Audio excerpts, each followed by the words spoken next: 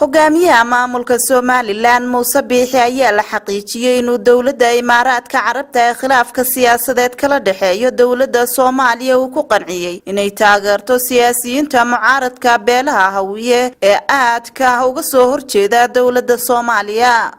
Muuse Biixi ayaa dawladda Imaaraadka Carabta u sheegay in guusha Soomaaliya ay tahay mid hoos u dhigi karta in garab loo muujiyo siyaasiyiinta mucaaradka beelaha Hawiye. sida uu qoray wargeyska Geeska Afrika ee ka soo baxa magaalada Hargeysa, hogaamiye Muuse Biixi oo ka duulaya caqabadaha maamulkiisa ka haysta dhanka dawladda Soomaaliya ayuu dhinacyo badan ka eegay sidii looga hortagi lahaa caqabadahaasi iyadoo loo marayo adeegsiga siyaasiyiinta ka soo horjeeda dawladda uu hogaamiyo madaxweyne Farmaajo. wargeyska Geeska oo xiganaya wargeyska caanka ee Indian Ocean ayaa sheegay in Muuse Biixi uu go'aankaasi qaatay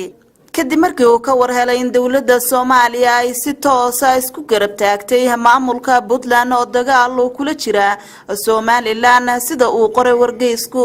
waxa uu qoray in Muuse Biixi uu magaalada Nairobi u diray mas'uuliyiin ka tirsan maamulkiisa kuwaasi oo toddobaadkii hore hotel ku yaala magaalada kulamo qarsoodi ah kula qaatay siyaasiyiin ka soo jeeda beelaha Hawiye oo ka soo horjeeda dawladda Soomaaliya iyadoo halka lagu dejiyay qorshayaal ku aadan is-hortaaga dawladda federaalka Soomaaliya. Muuse Biixi ayuu qoray wargeysku in dawladda Imaaraadka Carabta uu ku cadaadiyay maruu gaaray magaalada Abu Dhabi in si dhab ah loo taageero siyaasiyiinta Hawiye oo uu sheegay in xilligan ay aad u dhaliilsan yihiin dawladda Soomaaliya. hase ahaatee ma cadda in Imaaraadka uu aqbalay iyo in kale.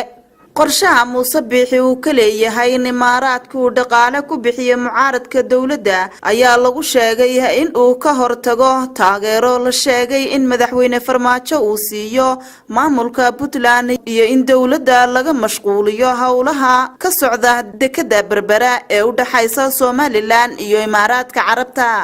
sidoo kale wargeysyadu waxa ay qoreen in dawladda Qatar ay madaxweyne Farmaajo ku cadaadisay inuu helo taageerada hogaamiyaha Puntland Cabdiweli Gaas maadaama ay xuduud wadaagaan Somaliland oo loo arko inay caqabad ku tahay dawladda Soomaaliya iyo Qatar.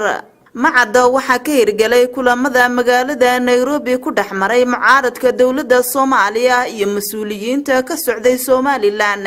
ee uu soo wakiishay Muuse Biixi iyo waxa la gudboon dawladda Imaaraadka oo loo iifinayo dhinacyada ay ka jilicsan tahay dawladda Soomaaliya.